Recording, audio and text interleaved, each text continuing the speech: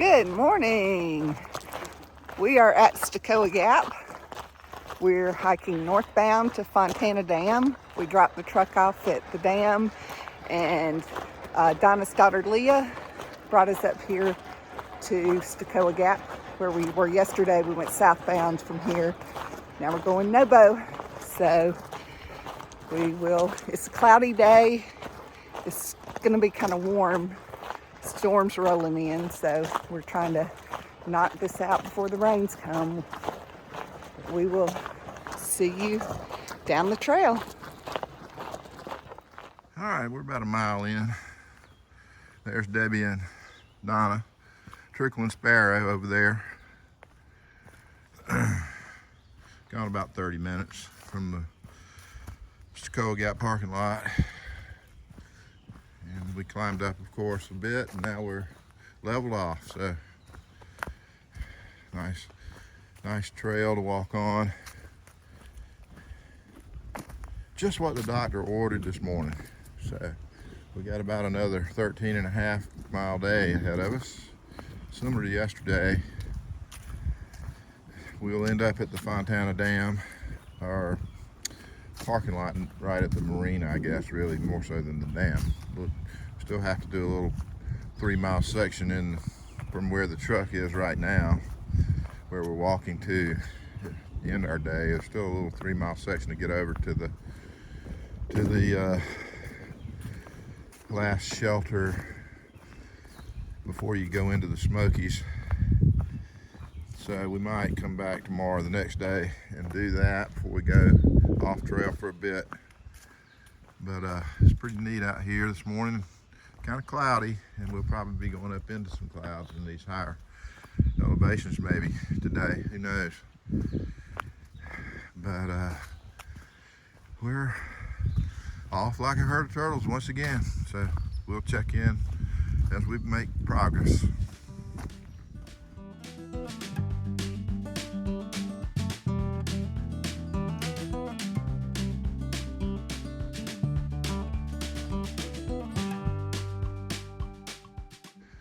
Very steep climb this morning. I know the video doesn't display the steepness of this, but this is a 45-50 degree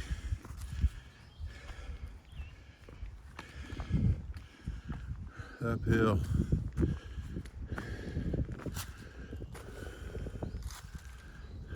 So hopefully once we get up here to the top, it'll keep us up on this elevation that we're gaining. We'll walk along a ridge. I'm sure it'll have many ups and downs, but we're just climbing up out of this gap to the top of the ridge. I can see the road way down there. You can get a glimpse of the road. That's where we started our hike.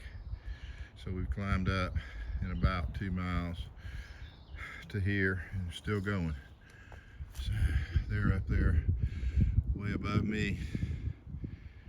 I'm looking almost straight up at them, it seems.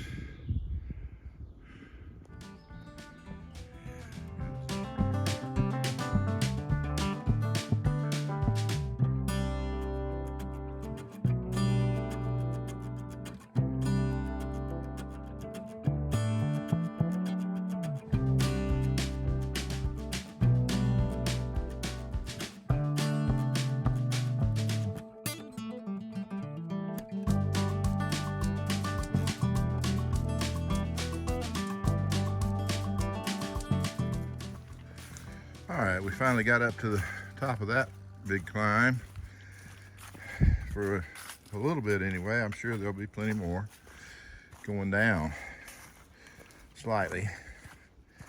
So give our legs a little break and we'll enjoy that.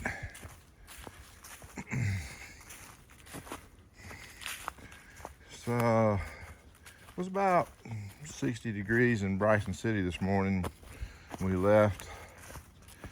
So it might be a little cooler up here, but it's cloudy day, overcast, kind of you can tell rain's coming tomorrow. I think they moved it back to tomorrow evening maybe, but sometime tomorrow be some rain. And we're trying, that's why we needed to hike these 2 days in a row where we wouldn't have to dodge that rain, and it's going to get really cold for a couple days after the rain goes by. So we wanted to get this done while we had decent warm weather with no rain.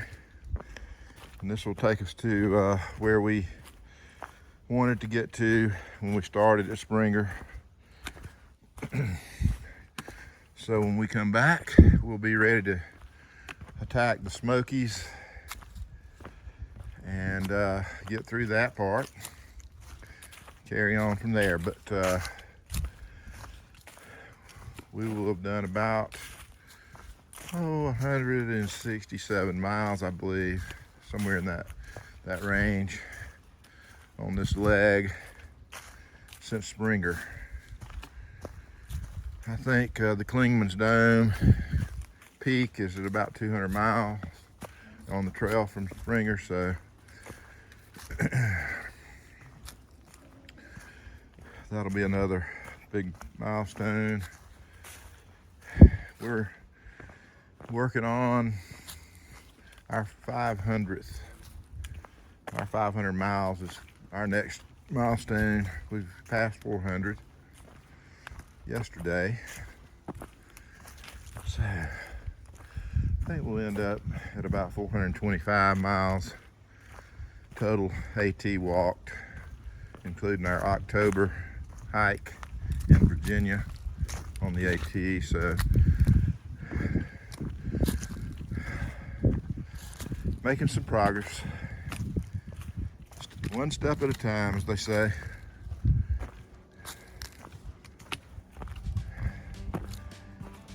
All right, we'll check in a bit.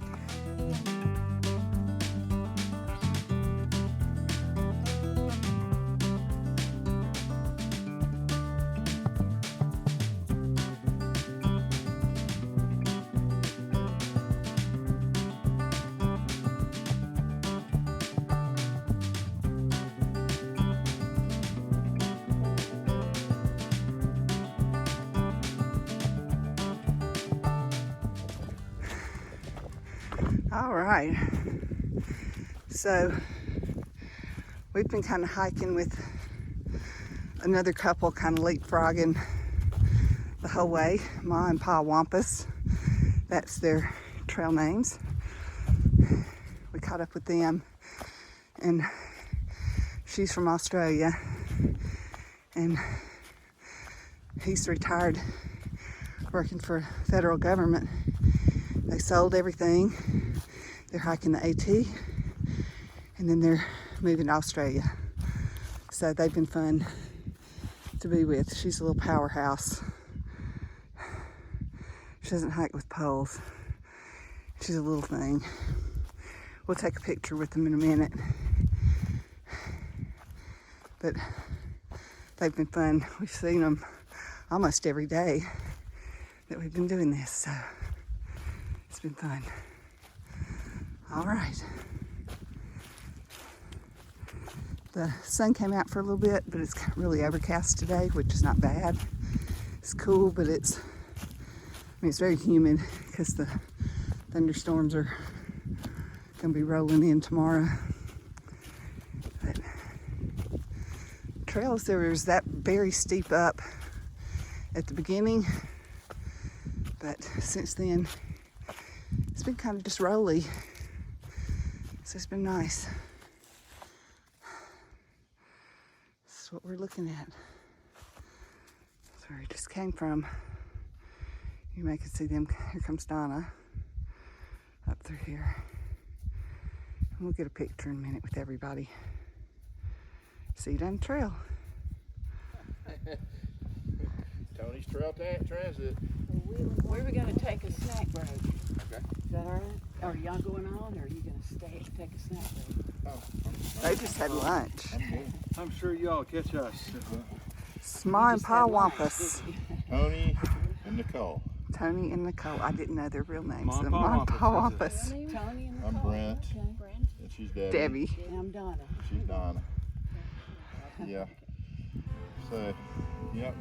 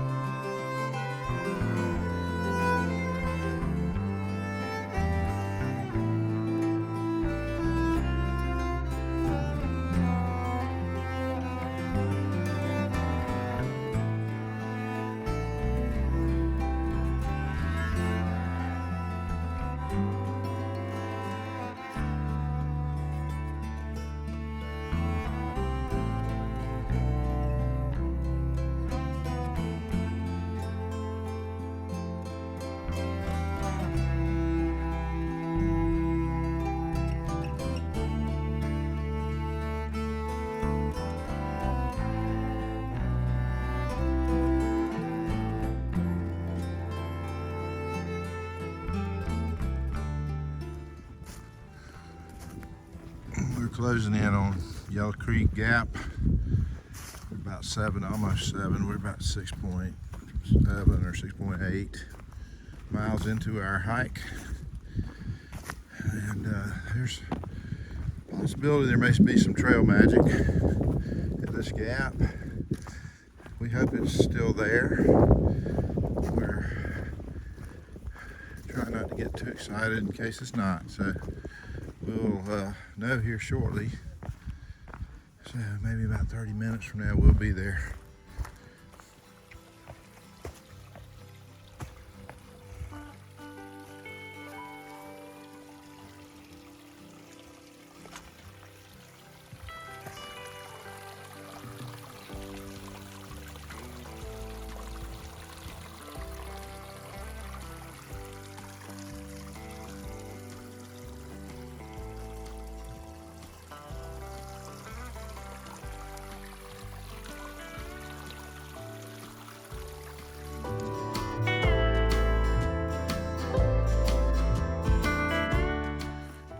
Okay, we've reached Yellow Creek Gap, about 4 hours and 15 minutes into our hike.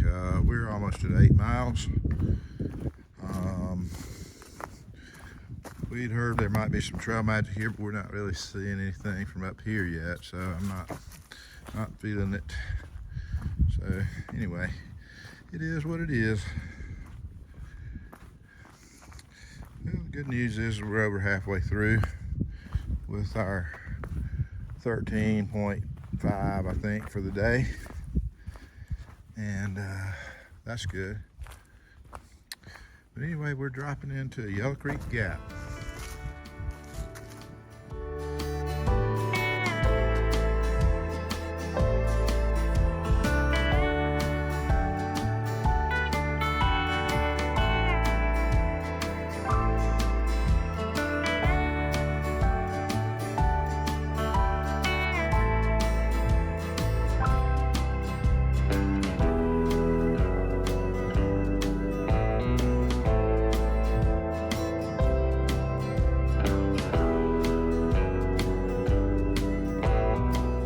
All right, we are down here at Yellow Creek Gap, and this is Nicole and Tony, and we've met them on the trail. They've been hiking around us in similar patterns, but we cross paths a lot with these folks. We did camp with them back about a week ago at a shelter called the Plum Orchard Shelter when we first met them, We'd seen them one other time, actually briefly, but our formal introduction came there.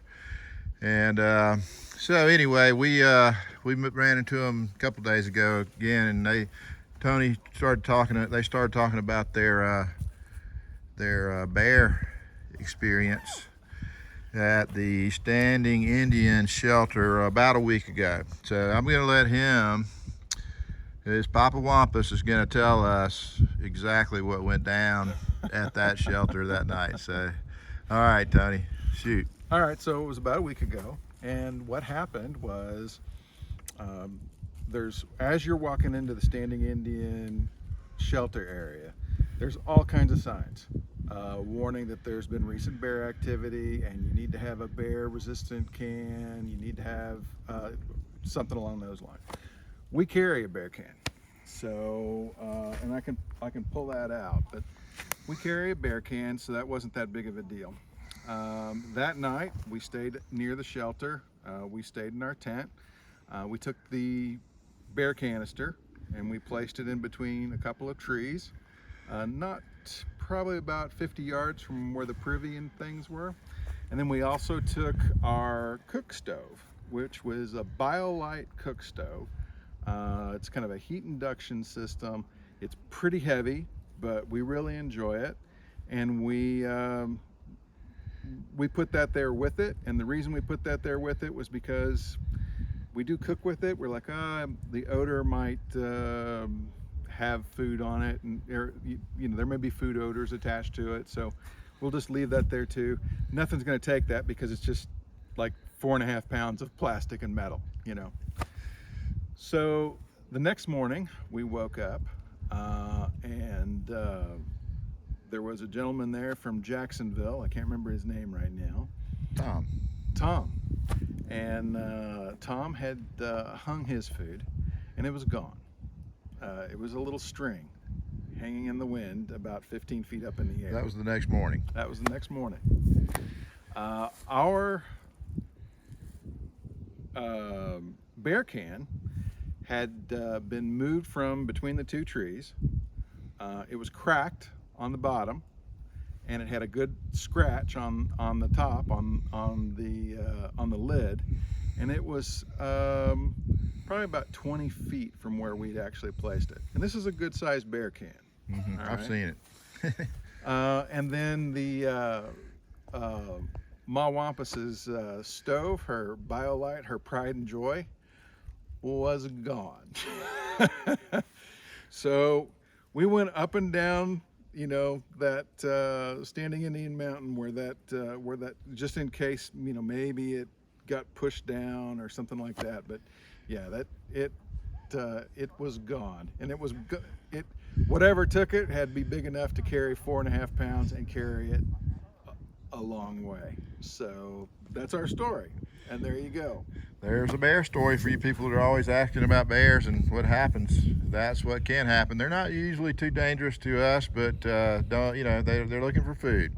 Yeah, I think it's almost, they're kind of like mice. Yeah. They're not going to. You don't have bears here slashing into people's tents and dragging them out. What you do have is, if it's 2 o'clock in the morning and there's no activity and there's food hanging in a tree, the bears will give it the old college try. So they have really, really, really good noses. They can smell like multiple times better than a bloodhound. Yeah, absolutely. So like as soon as they catch any wind of a human being or a gas stove or anything that they've associated with food, they'll probably check it out. Exactly. Because they're always hungry. What's interesting on this one was we had talked to an individual that does a lot of trail transport in the area. He's a former thru hiker. His name's Chuck Allen. He's out of Franklin. He let us know once we kind of told him the story. He's like, yeah, in all along the trail, rangers have to contend with these issues with the bears and that type of thing. Some of these bears get to be really good at grabbing food and things like that, and they get to be pretty frustrating. So frustrating that the rangers actually give them names. The bear that's around Standing Indian has a name. It's Omar. So Omar likely has our stove. How about that? That's an awesome. Well, thank you, Tony, for sharing Absolutely. the story, and good luck with the rest of your day. It's right, going thanks. pretty good.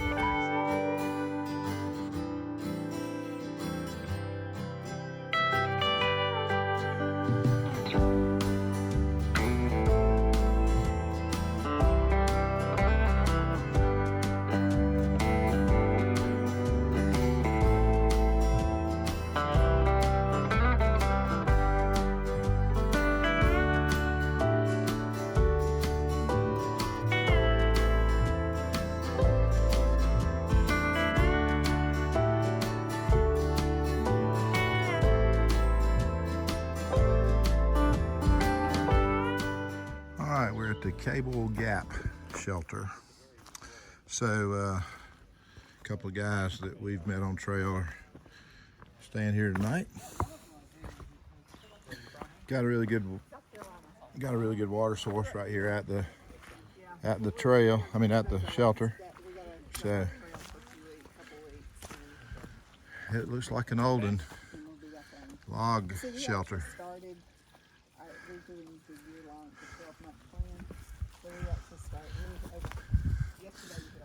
Yeah, this one looks new. I can tell they just built it.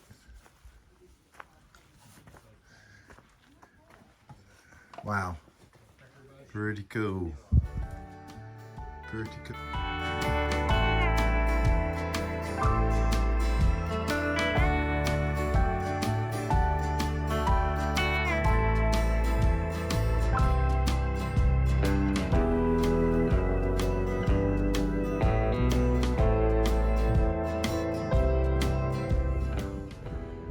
There's a great view. We just crested this ridge line and dropped over to the other side where now we got a good view of Lake Fontana. We're about 4 miles away, a little over 4 miles away from my truck. It's about 4:45, so you know, somewhere around 6:45, 7:15 we'll be there.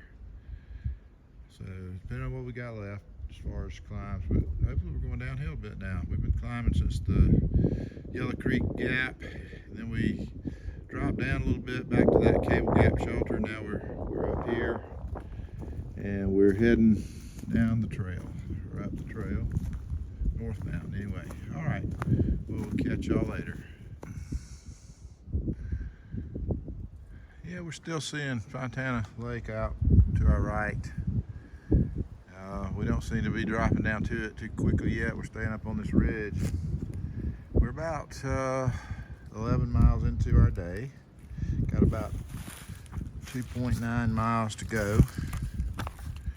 And we've been hiking for 7 hours, almost 7 hours. So we've made okay time considering we've taken some long breaks today. Talking to some of the folks that we won't see again for a bit. So anyway, we're making pretty good time. I feel like we're going to be there in a couple of hours now, hopefully.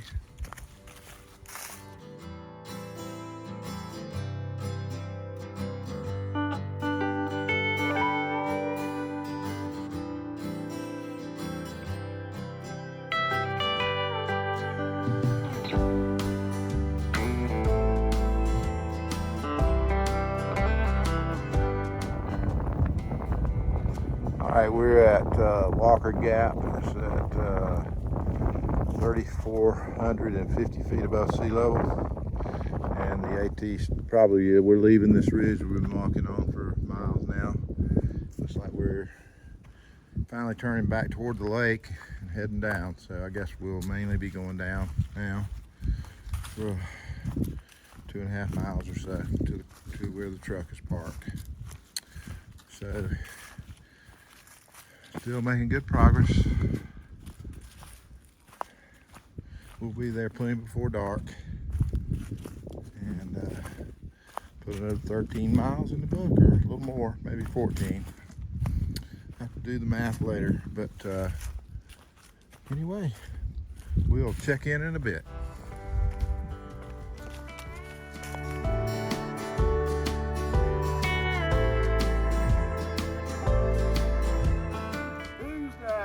tippy tapping across my bridge, screamed the old troll. Can't remember the rest of it.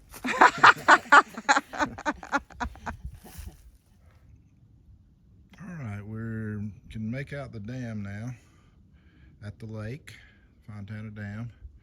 The AT goes directly across that. We won't do that today, but we may come back and do it before we go in. But right now, we're just going to get down to our truck and then we'll figure that out. But there's the lake, and there's the dam, and we're heading down. So, shouldn't be long now.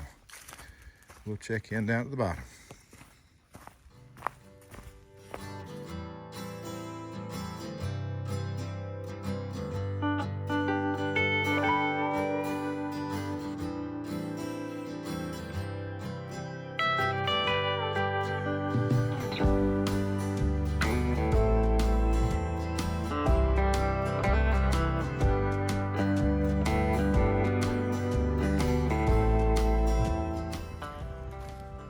Okay, we are coming to the end of our day. This is the last big hike we will do for this section. We have to go home and take care of some family obligations, but then we'll be right back on it as soon as we can, hopefully within 3 weeks. But we're probably going to do a little 3-mile piece tomorrow just to get us closer to the start of the Smokies, because when we come back we will do the Smokies. But I just want to say it's been awesome. Past 2 weeks, or I'm not sure how many days, we've been hiking with Donna, aka Sparrow. She is an amazing woman. Her husband passed away a couple of years ago. Her mom passed away last year, and she did not know anything about hiking, had never hiked, and she felt God telling her she needed to come hike the Appalachian Trail. So she's out here doing this. She's 69 years old. She'll turn 70 on the trail this summer, and we're hoping that at some point we're going to catch up with her. We've met a lot of really nice people. They're going to help look after her. She's got some family that's going to be hiking with her through the Smokies and up to Hot Springs, so she won't be by herself. But she's such a pleasure to hike with. I don't think she's going to have any problem finding her another little tramily to be with. But out on the trail, you develop, they call them tramilies, trail families, and you find people who hike similar to you and have a lot of similarities, and you end up hiking together. So it's been really nice having her with us along this piece of our AT journey. We're not doing this the way a lot of people do it. We're hiking our own hike, and we'll be back by the end of the month to start up here at Fontana Dam and go into the Smokies, do that, go up to Damascus, and then we can jump up to where we left off in October near Daleville, past the Triple Crown. So anyway, this has been a nice little leg of our journey, but we will be back.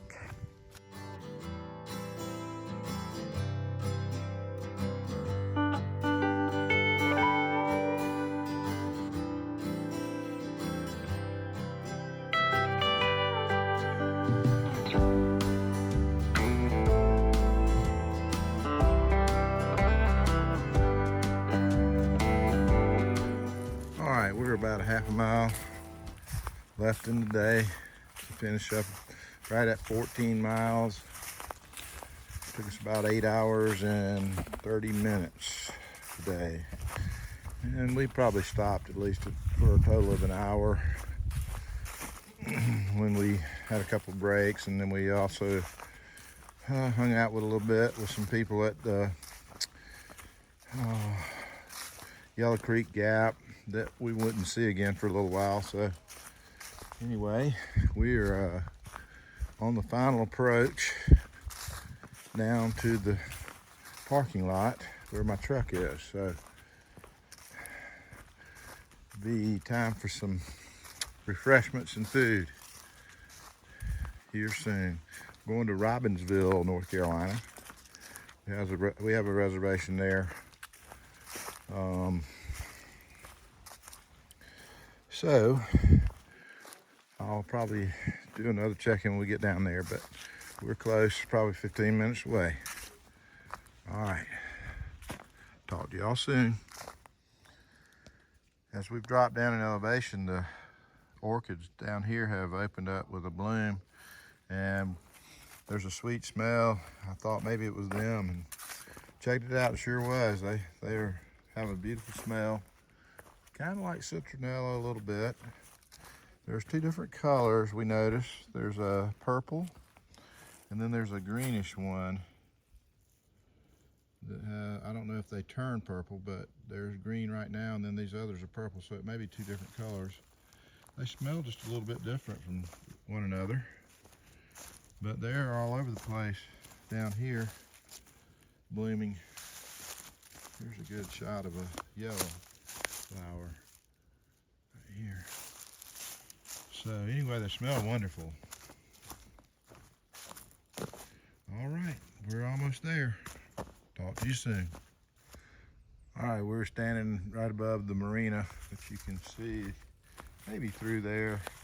It's got a green roof on it, so it doesn't stand out that much, but you can see the ramp or whatever going with the roadway. I'm not sure what I'm looking at, but we're right here. I actually saw the parking lot we were in just a second ago, but you can't really see it too well right this second. Anyway, we're wrapping up this big day of hiking from Stecoah Gap to the Fontana Marina parking lot. So as soon as we get down here, probably take a bathroom break, get rid of some trash, and head to Robertsville, North Carolina. And those mountains right back there are the Smokies. So we're right at the doorstep to the Smokies here. And let's see, we've made it about 165 miles from Springer Mountain. We might do a few more miles before we go home. I'm talking three or 4 miles that we can do right here to set us up even a little bit better to go right into the Smokies when we come back and start hiking again next time. And but we'll see. It's supposed to rain tomorrow evening. We didn't know we were gonna quite make it through this quickly, but the rain forced us to try to push it a little bit, and then it's going to be cold for a couple days afterwards, so we thought we'd go ahead and push and try to get these miles done before the rain while it was pretty warm. I see Debbie and Donna down at the road, so I'm almost there, and then our truck's just on the other side of the road. So there they go across the road right there.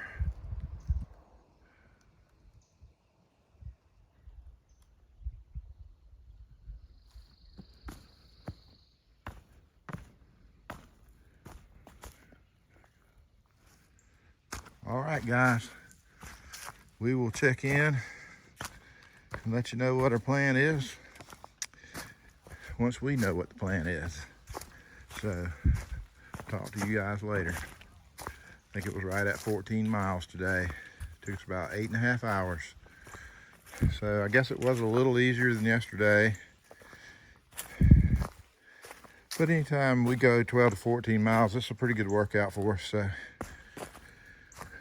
certainly sleeping good in the neighborhood.